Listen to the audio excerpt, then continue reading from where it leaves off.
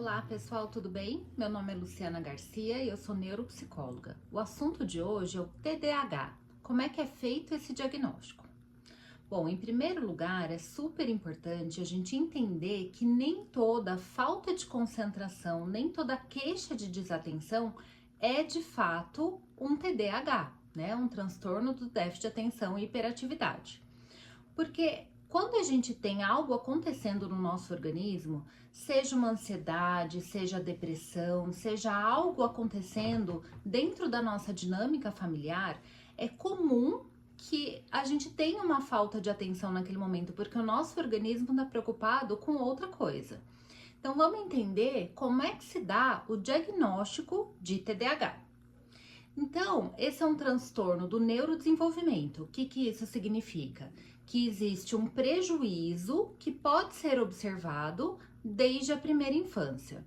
Mas muitas vezes, por a educação infantil ser um momento de muita brincadeira, de muita ludicidade, as dificuldades podem não aparecer naquele momento, indo aparecer somente quando a criança já está no ensino fundamental 1 e às vezes até no ensino fundamental 2. Mas quando a gente recupera a história dessa criança, desse adolescente, a gente precisa conseguir identificar esses sintomas desde a educação infantil. A gente fala muito, né? A gente tem muitos adultos hoje falando, nossa, TDAH, porque eu tenho TDAH e tal, mas você tinha quando você era criança? Não, não tinha. É o que a gente chama de TDAH da vida adulta. Não é de fato um TDAH, né? Um transtorno do neurodesenvolvimento. Mas por conta da correria do dia a dia, né? Do tanto de coisa que a gente tem que produzir, que tem que entregar, muitas vezes, quando adultos, a gente passa a apresentar sintomas parecidos com sintomas do déficit de atenção, mas que não podem ser caracterizados como TDAH porque não apareceram desde a primeira infância. E um dos critérios diagnósticos é esse, que tem aparecido desde que a criança é pequenininha. Então vamos pensar em quais são os sintomas do TDAH. Quando a gente fala de TDAH, a gente tem 3 subtipos. Então a gente tem primeiro o subtipo desatento, cujos sintomas são de falta de atenção, a criança parece que não escuta quando a gente está falando, ela perde muito as coisas, esquece as tarefas do dia a dia, tem dificuldade de se concentrar, não só nas atividades escolares, mas também muitas vezes em brincadeiras, não tem muita atenção aos detalhes, então ela comete muitos erros por falta de atenção. Então, esses são sintomas do déficit de atenção, né? Do tipo desatento. Quando a gente fala do tipo hiperativo, a gente já tá falando de crianças que muitas vezes não prestam a atenção, mas porque elas estão em movimento o tempo todo. Então, são crianças que correm, que pulam, mas em momentos, né? Porque a gente espera que crianças sejam crianças, que crianças corram e pulem e sejam muito felizes. Mas quando a gente fala de momentos em que a criança deveria ficar sentada, por exemplo, como para fazer uma refeição. Então, a gente tem crianças que não param, que estão sempre a 350 por hora, né? Que costumam interromper a conversa das outras pessoas, são muito impulsivas, falam mais como da cobra. E aí a gente tem um terceiro subtipo, que é o combinado, que é quando a gente tem a combinação tanto dos sintomas de desatenção quanto dos sintomas da hiperatividade. A prevalência maior do transtorno é em meninos, né, numa proporção aí de 4 para 1, então 4 meninos para cada uma menina. E os meninos, eles costumam apresentar mais o tipo hiperativo, então são meninos que não param quietos, né, e tal. E as meninas apresentam, na sua maioria, o tipo desatento. Para a gente pensar em fechar esse diagnóstico, usualmente a gente espera que a criança entre no ensino fundamental 1, por conta até do aumento de demandas.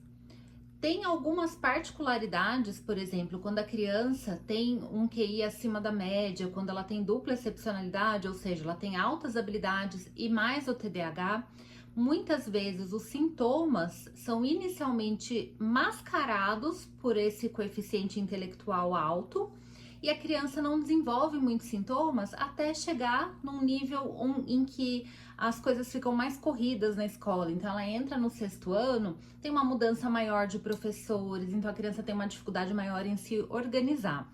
E aí a gente começa a perceber os sintomas lá na frente. O excesso de telas hoje tem sido muito estudado e a relação desse excesso de telas com a desatenção. Então tem muitas crianças que apresentam sintomas de desatenção e que não têm o TDAH, mas isso se dá muitas vezes pelo excesso de telas. Então, a gente tem muitos estudos hoje fazendo essa comparação do uso precoce de telas, né, por crianças aí com 2 anos de idade, 3 anos de idade, um uso excessivo, e que isso remete a problemas mais tarde de desatenção. Então, na fase da alfabetização, dos 7 aos 9 anos de idade, mais ou menos, a criança apresenta muito mais problemas de atenção, assim como problemas de aprendizagem. Isso se dá por conta do tipo de estimulação que aquele cérebro recebeu.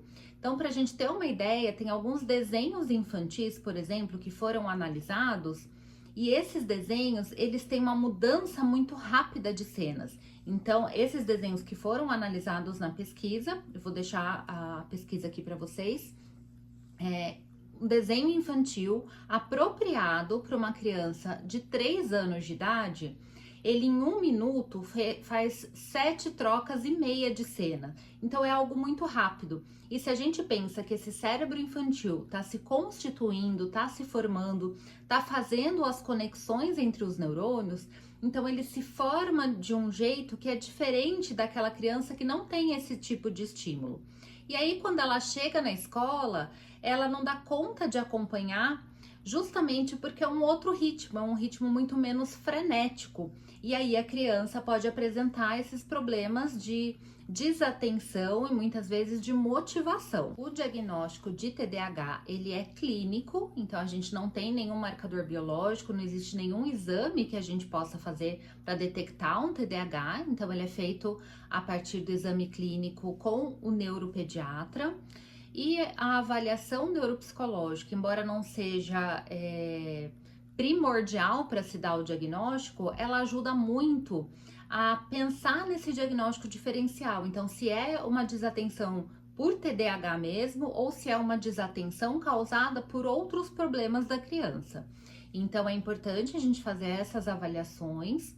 Em relação ao tratamento, o que a gente tem como mais eficaz hoje é o uso da medicação, porque ela ajuda na função que aquele cérebro biologicamente não está conseguindo fazer. E a medicação usualmente é dada após os 6 anos de idade. Dificilmente a gente dá essa medicação antes dos 6 anos de idade.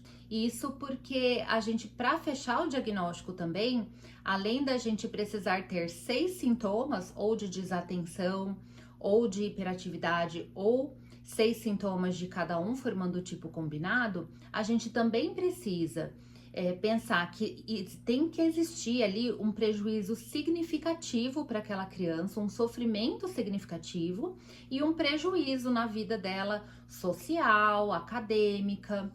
E é importante a gente dizer isso porque quando a gente pensa na desatenção, a gente pensa sempre muito em relação às habilidades acadêmicas. Mas uma criança com TDAH, ela apresenta também muita dificuldade social, muita dificuldade em fazer amigos. Isso porque, se ela é desatenta, muitas vezes o amigo tá falando com ela, ela não tá prestando atenção. Ou, no meio da brincadeira, é capaz dessa criança se distrair e começar a fazer outra coisa.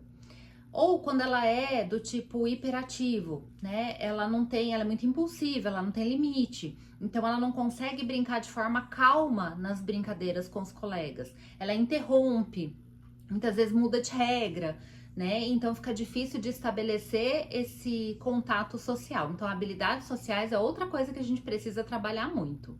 Então o tratamento diz respeito à medicação, sempre com acompanhamento do neuropediatra, né? Ele vai pedir alguns exames antes de poder começar essa medicação. E a terapia, que ajuda muito a pensar em estratégias diferentes para que a gente possa estudar melhor, ou estratégias que envolvam as habilidades acadêmicas, né? E uma pergunta muito comum quando os pais recebem esse diagnóstico é se a medicação é para sempre. Depende muito, né? Eu conheço pessoas adultas, né, que descobriram até o TDAH na idade adulta e que tomam a medicação e dizem que isso faz toda a diferença na vida delas. Eu conheço pessoas adultas que já tomaram quando menores e hoje não veem mais necessidade.